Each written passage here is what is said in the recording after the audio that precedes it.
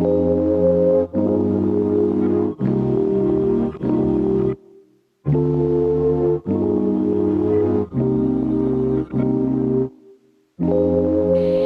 pejuang, udah siap untuk kembali mendengarkan pengalaman inspiratif? Pengalaman yang terkadang mampu memberi kita ilham, memberi kita insight. Kadang waktu kita mendengarkan kisah perjuangan panjang seseorang ketika membangun sebuah bisnis, emang menggugah banget ya. Jadi pengen melakukan hal yang sama juga, ya gak sih? Berat, tapi pengen, tapi berat, tapi pengen. Apalagi belakangan ini banyak deh orang-orang yang mulai melirik dunia usaha ketimbang menjadi karyawan suatu perusahaan. Pengen meraih kesuksesan finansial katanya. Hal yang tentu saja bisa kita peroleh dari membangun usaha sendiri. Itu kali ya yang mendorong orang untuk memilih memulai sebuah usaha sendiri daripada jadi karyawan suatu perusahaan. Banyak kisah sukses para pengusaha yang berjuang dari nol dan harus melewati jalan panjang yang berliku sebelum akhirnya mereka meraih kesuksesan yang bisa menjadi inspirasi bagi Anda yang ingin menjajal dunia usaha. Kali ini saya ingin mengenalkan Anda pada sesosok orang gila dalam tanda kutip yang sudah membuktikan bahwa dengan keuletan akhirnya bisnis yang ia rintis pun sukses. Meski sudah sukses, ia tetap tampil sederhana dan kerap kali melayani para pelanggannya seperti keluarganya sendiri. Ya, Rimazon, seorang pengusaha asli Kota Pekalongan yang sukses membangun bisnis batik dengan brand Surya Teja. Kita kulik yuk seperti apa kisah suksesnya.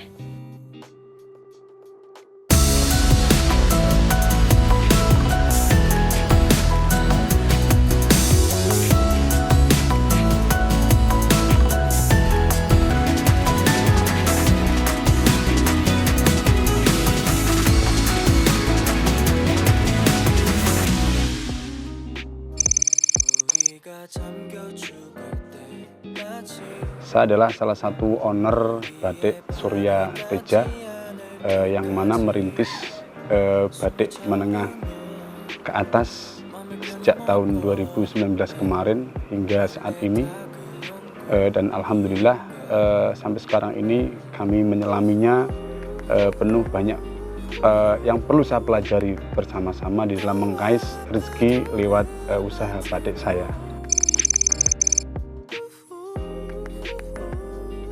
Saya sebelumnya saya ngajar di madrasah selama 11 tahun dan itu pun saya sudah sambil usaha batik. Namun pada waktu itu karena saya harus memposisikan harus ada salah satu yang fokus, maka saya minta izin sama orang tua saya. Mau nggak mau saya harus resign dari madrasah yang mana sebenarnya saya belum mau meninggalkan di madrasah, tapi itu sebuah keputusan yang harus saya ambil seperti itu. Ia memulai bisnis batik ini karena di samping ini merupakan usaha keluarga, juga karena kecintaannya terhadap kain batik. Ia pun memanfaatkan ketertarikannya terhadap batik menjadi sebuah bisnis yang menguntungkan. Dan pilihannya untuk mengundurkan diri dari pekerjaannya sebagai seorang pengajar di sebuah madrasah yang sudah dia lakoni selama 11 tahun adalah pilihan yang bisa dibilang gak mudah, tapi tepat. Karena salah satu syarat utama ketika kita memutuskan untuk mendirikan sebuah usaha adalah fokus. Dan fokus tentu aja juga mengharuskan kita untuk ngeluarin effort atau energi lebih dalam mengerjakan suatu proses apapun. Kemampuan mengolah bisnis yang ia pelajari dari sang ayah dan juga Pak D, ditambah ada kesempatan yang ada di depan mata, terlalu sayang kalau dilewatkan begitu saja.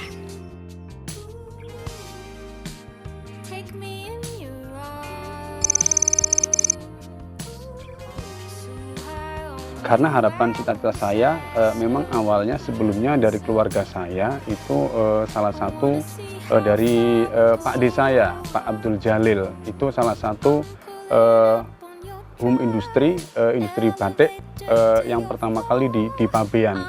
Bahkan sampai sekarang orang-orang yang menjadi pembabar batik yang di Pabean dulu bekerja di Pak Abdul Jalil itu. Pak Abdul Jalil itu kakaknya bapak saya. saya itu posisi bapak itu becak lah seperti itu. Posisi bapak saya becak karena saya berkeinginan keras, banyak motivasi dari teman-teman, maka saya harus bisa minimal meneruskan dari usaha bapak tersebut seperti itu. Waktu itu kalau waktu itu kan konsentrasi dari Pak D saya dan bapak saya itu kan proses produksinya Mbak, jadi babar, kalau orang kampung itu namanya babar. Lah waktu itu berjalan itu memang bapak saya bilang, kamu mau kayak seperti ini atau ingin di pemasaran waktu itu. Iya. Oke, terima kasih. Jadi emang awalnya saya melangkah ke sebenarnya saya di usaha batik, dunia batik ini awal saya kuliah saya sudah merintis batik, tapi saya fokus di pemasaran. Waktu saya kuliah sebelumnya itu kan semester 4, memang bapak dan kakak saya itu meneruskan Pak D saya. Bapak menjanjikan sama dengan saya, kalau kamu mau kuliah di Pekalongan tapi harus bantu ayahmu di rumah. Tapi pada berjalan semester yang ketiga itu saya aktif di organisasi, di intra maupun ekstra. Akhirnya saya lupa apa yang disampaikan oleh bapak saya dan kakak saya, karena saya aktif di organisasi.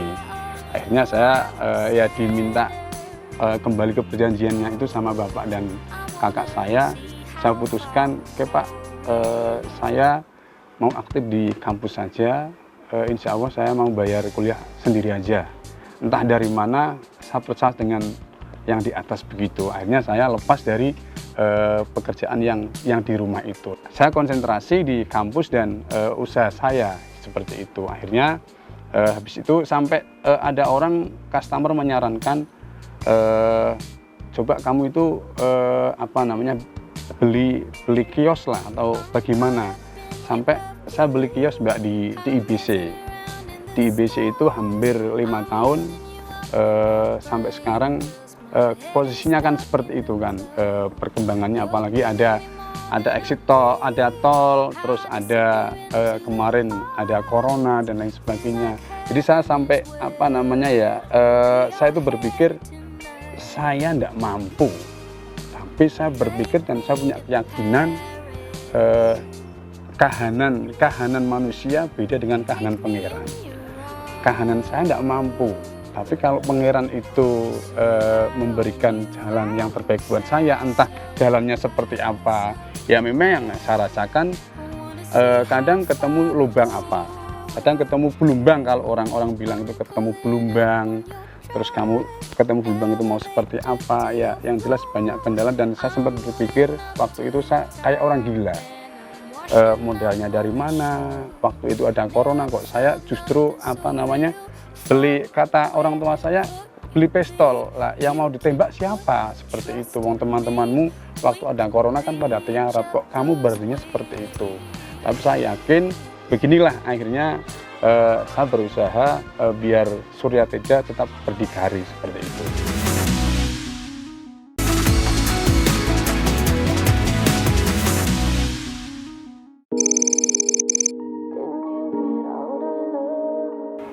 Waktu itu ya tadi saya katakan saya itu kayak orang gila. Jadi ternyata setelah saya selami sampai sekarang ini, saya berpikir ternyata sukses itu harus gila.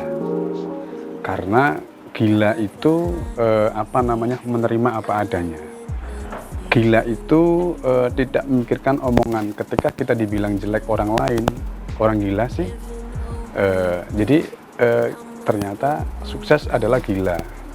Jadi kalau ingin sukses ya belajar dengan orang yang gila itu, seperti itu. Jadi ya mengalir saya rasakan begitu saja. Kalau saya waktu itu saya bersikap kayak orang waras, mungkin nggak bisa diterima, karena banyak orang-orang bilang, banyak teman sebelum bilang, kamu saya aja begini kok kamu usahanya tambah batik menengah ke atas seperti itu. Jadi saya harus memposisikan lakon orang gila seperti itu. saya kan awalnya kios saya itu kan di IBC, terus di pom bensin Tirto. Ketika ada pembangunan tol itu, karena di situ kan berbasisnya konsumennya adalah pariwisata kan. Ketika tol itu dibangun, maka banyak pariwisata itu yang bepergian itu lewatnya kan tol, sehingga mengalami kapasitas tamu pengunjung itu sangat turun drastis seperti itu. Nah, gejolak yang pertama itu ketika pandemi yang pertama,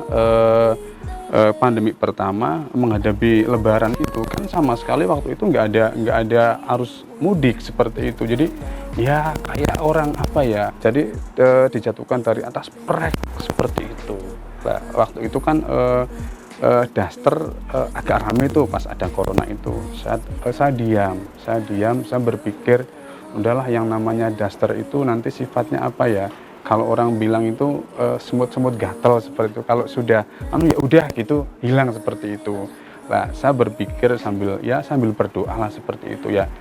Memang saya berlabuh ke sini itu justru ada corona.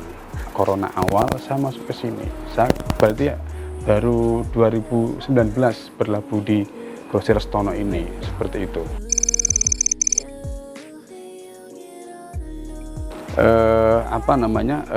Saya produksi ini memang speknya beda dengan yang kemarin. Kalau ini saya speknya khusus baju yang lapis trikot sama furing, dan saya kedepankan kualitas di jahitannya seperti itu, dan motif-motif juga terjaga, tidak keluar sembarangan seperti itu. Harga jual dan saya amati, saya analisa itu memang customer Surya Teja itu menengah ke atas. Jadi saya jual ya ada yang harga 250 sampai 1 juta, yang tulis asli itu hampir 2 juta sampai 3 juta seperti itu. Iya, alhamdulillah saya sudah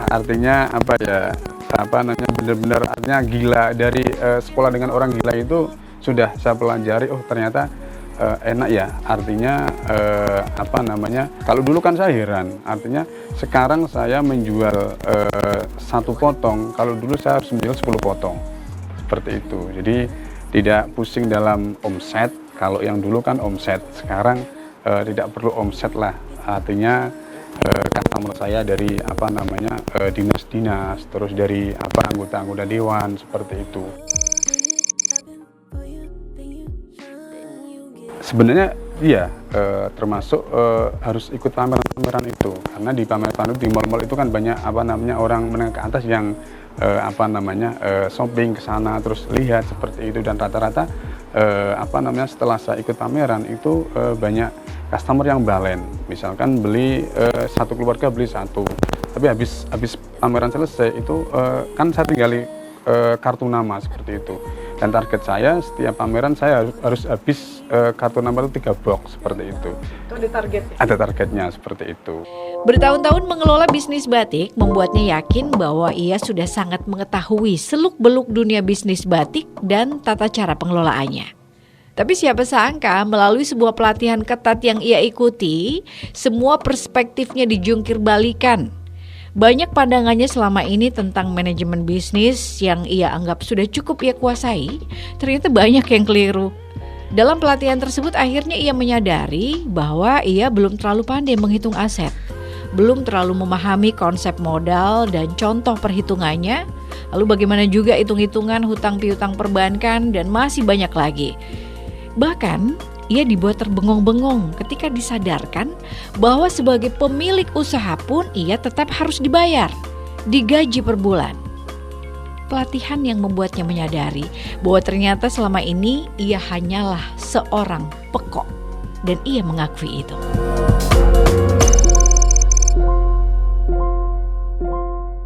Saya ikut pelatihan karena pelatihan di sini saya yang membutuhkan, dalam arti butuh dalam penataan internal saya, dan saya baca juga rata-rata nyuwun sewu pengusaha-pengusaha di Pekalongan yang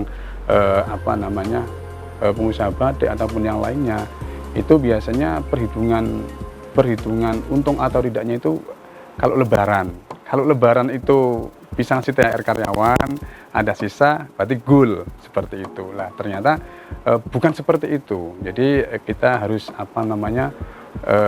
penataan manajemen keuangannya, terus manajemen usahanya. Nah kemarin saya memang tilik-tilik di Instagramnya Pak Ganjar itu kok ternyata ada pelatihan manajemen usaha dan keuangan seperti itu.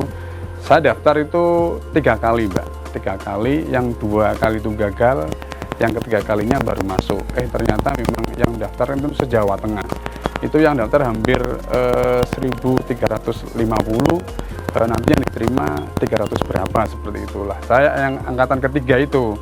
Nah dari angkatan yang ketiga itu nanti masuk ke level 1, masuk ke level 1, pelatihan 1 minggu, dan setelah itu pulang itu ada pendampingan. Dan saya merasa ketika ikut pelatihan level 1 saya itu mendongong Mbak, mendongong itu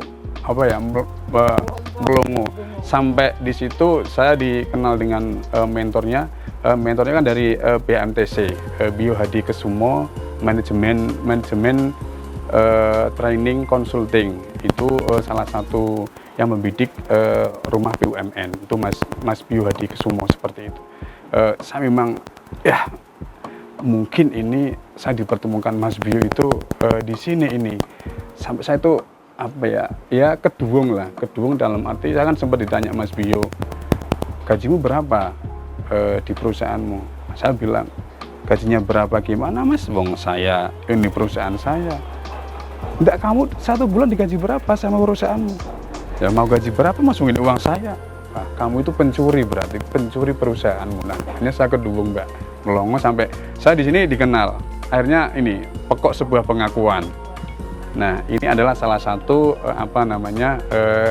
saya terkenal di Jawa Tengah juga karena itu saya mendongong, sempat jadi cemooh dari teman-teman. Ternyata memang dari kepekokan itu menjadikan saya itu akhirnya berpikir harus begini seperti itu.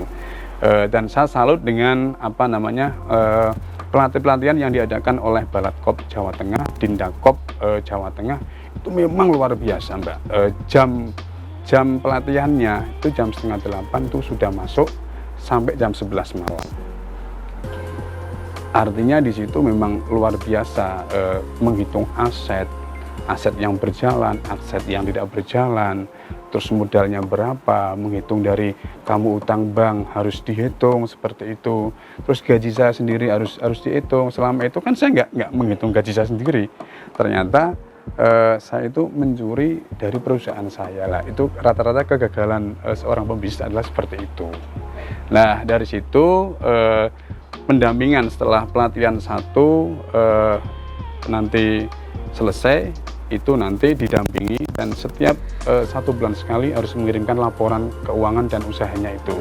Ya, mengirimkan laporan ke Jawa Tengah lah nanti untuk seleksi level 2. Kemarin saya alhamdulillah masuk ke level 2. Lah ini beranjak ke level 3. Iya, level 3 seperti itulah. Dari level 3 itu kan laporan-laporan ternyata luar biasa. Harus diekspos media Jawa Tengah, harus artinya keuangannya tertata dalam 1 bulannya seperti itu. Jadi luar biasa buat Balatkop Jawa Tengah seperti itu. Dan BMTC, terima kasih Mas Bio Hadi Kesumo.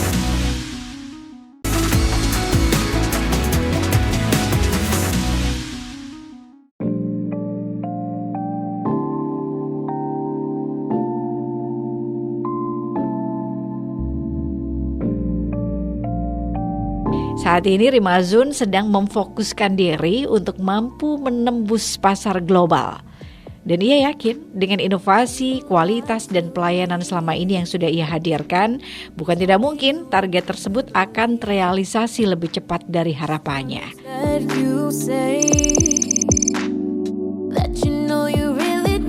Jadi kita harus untuk menghadapi kompetitor yang banyak, karena memang benar di sekitar kita kan banyak jualan batik, bukan jualan bolang-baling kan. Jadi banyak kompetitor. Sedini mungkin kita harus selaku owner harus melahirkan inovasi yang terbaru. Artinya motif kearifan lokal Pekalongan itu apa, didesain seperti apa. Terus kita tak tertinggalkan dengan motif-motif terbarunya seperti itu, dan kita jaga kualitas dari produksi itu. Dari segi ukurannya, terus dari segi jahitannya itu beda dengan batik yang artinya skala konveksi dan skala semi konveksi seperti itu, dan customer pun memakai rasanya beda. Nah, ketika beda, saya yakin customer itu kan flashback ke tempat saya, dan kita harus juga menunjukkan pelayanan secara prima dari dari karyawannya harus bisa menggayat ketika mereka belanja. Terima kasih Ibu, besok kesini lagi. Setiap pembeli, setiap customer itu karyawan saya suruh minta nomor HP-nya seperti itu. Dari ketika hari ini belanja, besok saya halo sama customer itu. Jadi ketika oke, baik Kak, berarti besok pasti akan flashback kembali ke kios kami lagi, dan karena merasakan baju yang dipakai luar biasa seperti itu.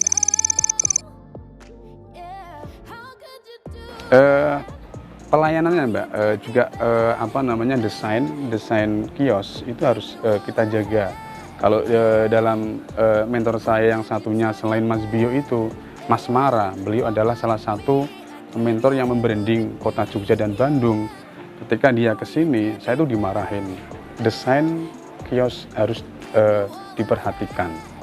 Pesona kios, penataan kios harus diperhatikan. Termasuk tadi saya bilang dengan Mbak Yayu, ada mainan-mainan anak itu ketika ada customer ke sini sama anaknya, bapak dan ibunya sudah suka nih, sudah pilih-pilih nih. Wah, ini bagus, ini bagus. Ternyata anaknya rewel. Rewel gara-gara apa? Mungkin ada mainan. Ketika saya kasih mainan, anaknya itu akhirnya kan nggak rewel lagi kan. Kalau keluar coba bayangkan banyak pilihan yang lain, nanti akan ke kios yang lain seperti itu. Jadi iya seperti itu. Juga selling marketing itu karyawan saya usahakan untuk bisa menjalin komunikasi yang baik terhadap customer, sehingga mereka itu ketika datang ke kios itu tidak merasa bosan karena diperhatikan. Hatinya sudah diambil dulu.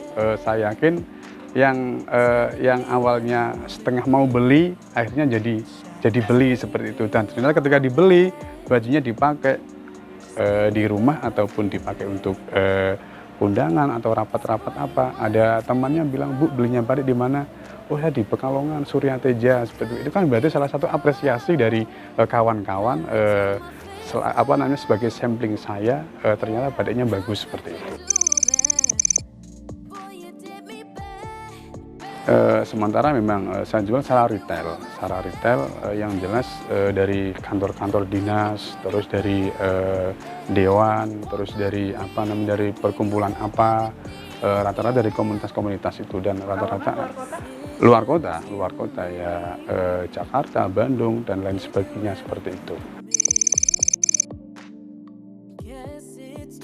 Saya lagi mengintai Mbak Yayu, lagi mengintai di Tamjid seperti itu, di Tamrin City, karena saya harus global seperti itu.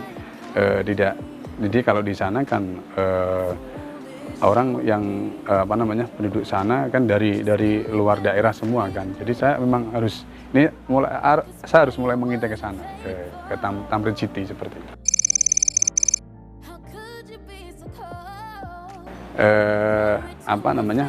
Salah satunya perbaikan di internal saya selalu briefing sama karyawan setiap sebulan sekali, dan nanti ada review, dan juga dari yang terkait dengan jasa saya, penjahit ataupun yang pembabar itu, saya sering briefing, tolonglah jaga kebaikan mutualitas produksi kita, karena baiknya saya, baiknya kamu juga seperti itu. Buruknya kamu, buruknya aku juga seperti itu. Jadi kita harus saling menjaga bersama-sama.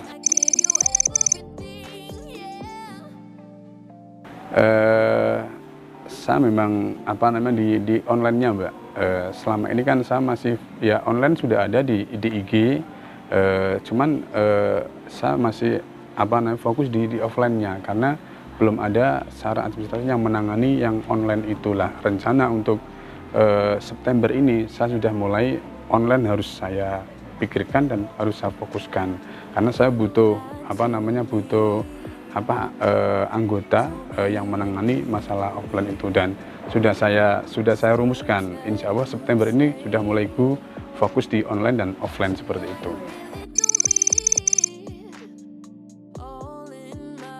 Ya artinya harus kita harus sabar dan harus siap menghadapi sebuah tantangan. Ketika orang itu tidak mau menghadapi tantangan, ya sukses tidak bisa dijemput. Karena penjemputan sukses itu berawal dari tadi saya katakan, jalan ke sana ketemu gelombang, jalan ke sana ketemu penggolan yang luar biasa lah seperti itu. Kalau kita berpikirnya kok begini, akhirnya kita nggak bakal berbuat. Lah kalau kita nggak berbuat, terus hasilnya apa? Dan saya pribadi itu lebih baik pilih dalam sebuah prosesnya, karena hasil itu adalah bonus dari Allah. Jadi yang pertama saya prosesnya, setelah prosesnya itu ya banyak rintangan, banyak tantangan. Ketika saya mampu menghadapi tantangan, maka hasilnya itu ya terserah Allah itu, karena hasil itu adalah bonus.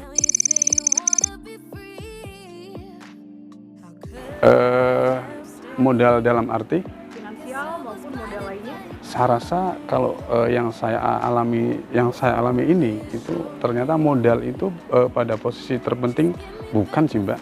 Yang terpenting adalah mindset dan pola pikir kita, dan kita mau bergaul dan kita mau merubah mindset kita dan mau berinovasi. Coba bayangkan kalau kita lihat banyak orang-orang anaknya orang kaya, warisannya banyak, bapaknya pembatik, bisnis batik luar biasa. Tapi kalau anaknya berpikirnya, mindsetnya itu tidak bisa merubah, maka warisan itu kan habis sendirinya. Karena apa? Jadi kalau kita gali dari sisi itu, jadi bukan bisnis maju bukan tergantung pada modalnya, tapi mindset dan pola pikir kita. Mindset dan pola pikir. Iya, seperti itu. Kawan-kawanku semua, kalau ingin kita sukses, mari kita belajar seperti orang gila. Karena dengan gila itu adalah sukses. Ketika orang sukses, maka harus gila. Meraih kesuksesan memang bukanlah hal yang mudah, tetapi bukan berarti kita nggak dapat meraihnya. Dengan ketekunan dan usaha yang pantang menyerah, kita pasti bisa. Tinggal kapan waktunya terserah Anda. Sekarang, besok, atau kapan-kapan. Iya, demikian peluang. Saya Yaya Ahmad. Sampai jumpa.